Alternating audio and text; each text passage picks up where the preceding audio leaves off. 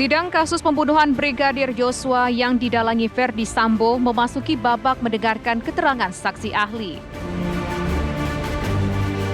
Sidang yang menghadirkan 5 terdakwa yaitu Ferdi Sambo, Putri Chandrawati, Ricky Rizal, Kuat Ma'ruf, dan Richard Eliezer itu menghadirkan saksi ahli yang terdiri dari ahli forensik, ahli digital forensik, ahli inafis, dan ahli kriminologi.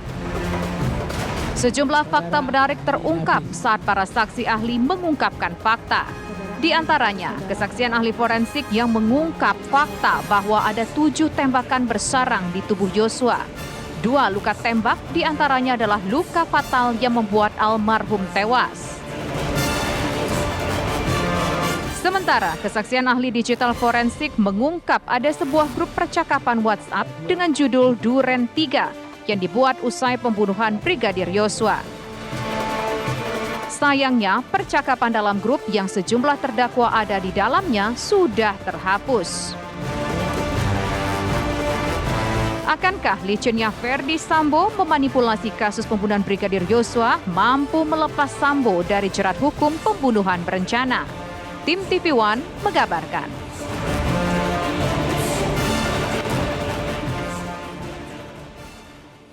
Pemeriksaan sesuai yaitu untuk dilakukan pemeriksaan luar jenazah dan pemeriksaan dalam atau otopsi. Pemeriksaan luar dan pemeriksaan dalam. Betul. Spesifiknya apa yang Anda temukan? Pada pemeriksaan luar kami menemukan 1 orang jenazah laki-laki, kemudian masih berpakaian menggunakan 1 helai kaos lengan pendek berwarna putih dalam kondisi berlumuran darah. Kemudian 1 helai celana panjang bahan jeans berwarna biru. Kemudian setelah kami bersihkan jenazahnya, kami menemukan adanya beberapa luka yang kami simpulkan sebagai luka tembak. Luka tembak. Apakah luka tembak itu dikatakan luka tembak masuk apa luka tembak keluar? Berdasarkan pemeriksaan dan karakteristik dan pola gambaran luka yang ada pada tubuh jenazah, kami mengidentifikasi adanya luka tembak masuk dan luka tembak keluar. Luka tembak masuk, dan luka tembak keluar. Betul. Boleh ahli jelaskan berapa luka tembak masuk yang ahli temukan? Yang saya temukan pada pemeriksaan, kami temukan adanya 7 buah luka tembak masuk, serta 6 buah luka tembak keluar. Bisa dijelaskan di titik-titik mana saja? Baik, yang pertama dari atas ke bawah izin, kami menemukan 1 luka tembak masuk di kepala bagian belakang sisi kiri, kemudian di bibir bawah sisi kiri, kemudian di puncak bahu kanan, kemudian di dada sisi kanan, di pergelangan tangan kiri sisi belakang, serta di kelopak bawah mata kanan, dan terakhir di jari manis tangan kiri. Kalau luka tembak keluar? Luka tembak keluar kami temukan di puncak hidung, kemudian di leher sisi kanan, di lengan atas kanan sisi luar, di pergelangan tangan kiri sisi depan, serta di jari manis tangan kiri tapi sisi dalam. Sisi dalam. Jadi 6 ya? Betul. Yang satunya itu yang tidak tembus itu yang mana? Yang kami temukan bersarang ada di dada. Di dada kanan ini yang di sini ya? Dada sisi kanan, iya. 7 buah luka tembak masuk yang kami temukan, ada 2 yang bersifat fatal atau dapat menimbulkan kematian, yaitu luka tembak pada dada sisi kanan. Dada sisi kanan. Betul. Luka tembak pada dada sisi kanan. Yang kedua? Yang kedua luka tembak masuk yang ditemukan pada kepala bagian belakang sisi kiri.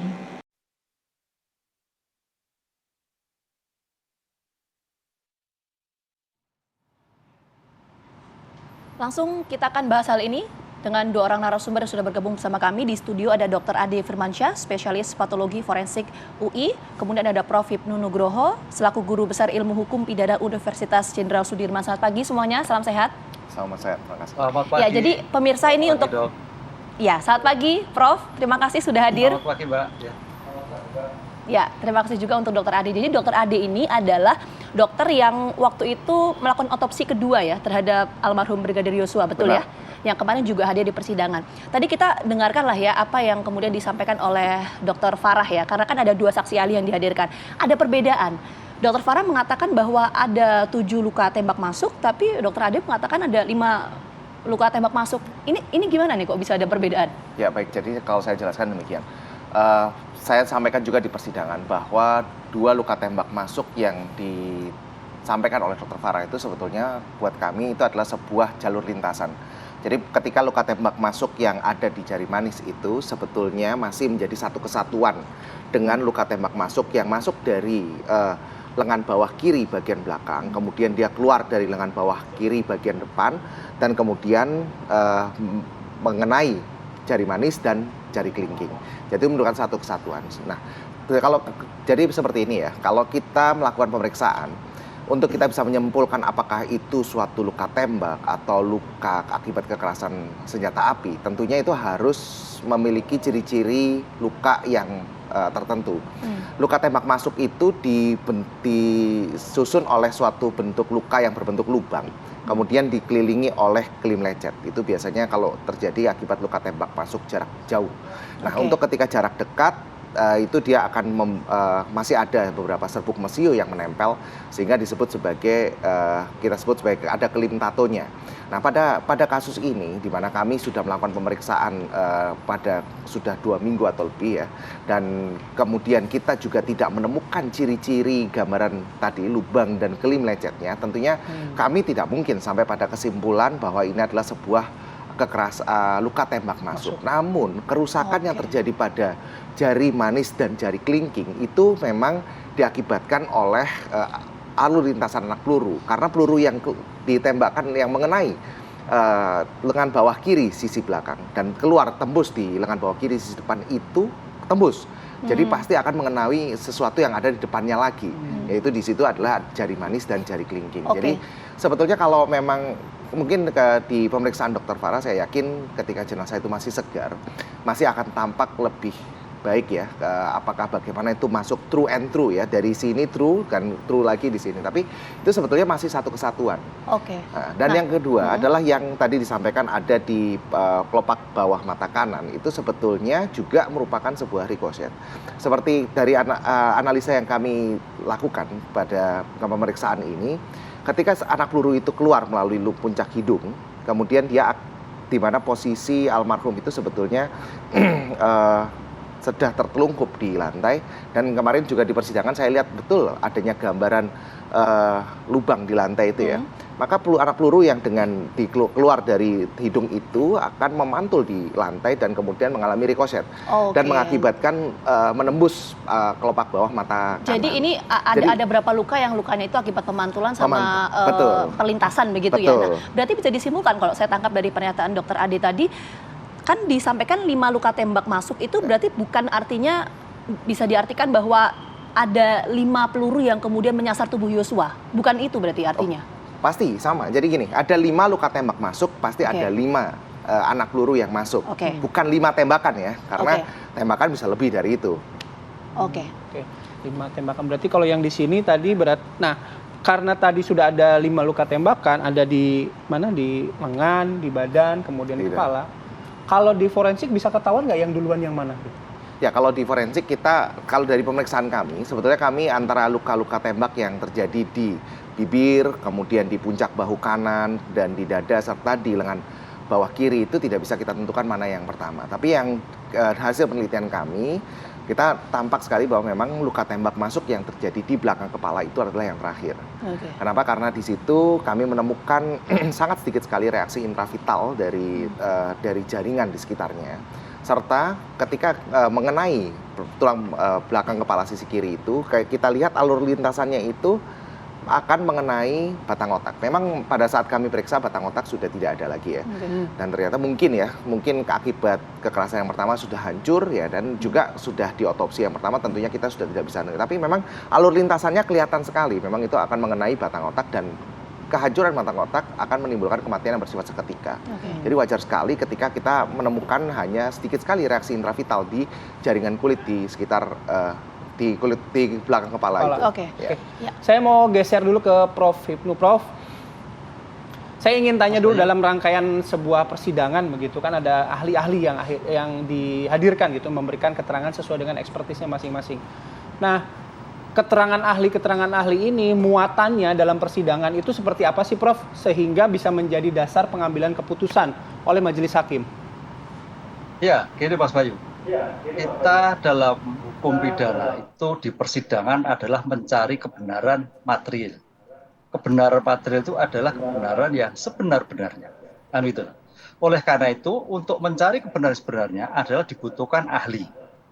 Inilah yang dihadirkan kemarin, ada ahli kedokteran forensik, jangan forensik, kedokteran forensik. Karena forensik itu ilmu pengetahuan untuk pembuktian di persidangan. Ahli digital forensik, lie detector, kriminologi forensik, dan sebagainya.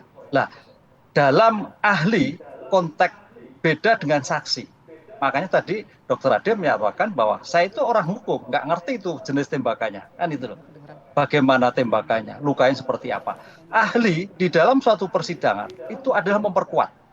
Makanya ahli itu nilai dari suatu pembuktian itu bebas. Lain dengan saksi. Kalau saksi itu mengikat hakim, gitu Mas Bayu. Tapi kalau ahli tidak. Kenapa tidak? Karena ahli itu kan domain ilmu pengetahuan lain. Bukan domain pengetahuan hakim, bukan domain pengetahuan penuntut umum, demikian juga penasihat hukum. Kan itu. Ahli nanti akan dinilai sejauh mana keterkaitan antara bukti satu dengan bukti yang lain. Antara keterangan satu dengan keterangan lain. Jadi di sini nanti bukan tidak mungkin namanya ekshumasi itu ada ekshumasi 1, ekshumasi 2, ekshumasi 3. Itu yang sering terjadi seperti itu. Ya mudah-mudahan tidak. Karena apa? Namanya autopsi tadi Mas Ade mengatakan bahwa itu autopsi, melihat sendiri. Jadi tadi dikatakan ketika suatu peristiwa terjadi akan kelihatan apa peristiwa itu terjadi. Tapi kalau sudah lewat waktu, lewat hari itu akan berubah. Nah, perubahan-perubahan inilah yang nanti akan menjadikan suatu debatable.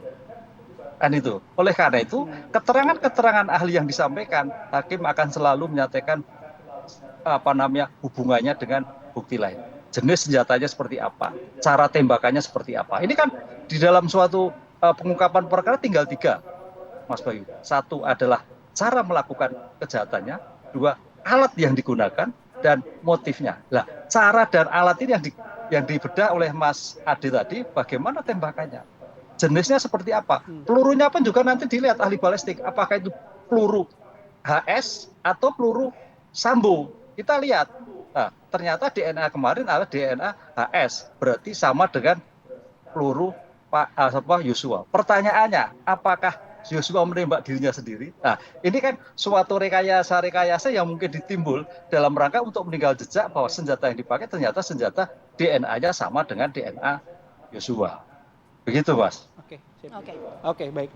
Nanti kita lanjutkan lagi ya Prof, karena masih ada beberapa yang sebenarnya ingin penasaran. Saya juga mau tanya ke Prof dan juga ke Dr. Ade. Tapi kita jeda terlebih dahulu ya. Apa kabar Indonesia Pagi akan kembali sesaat lagi.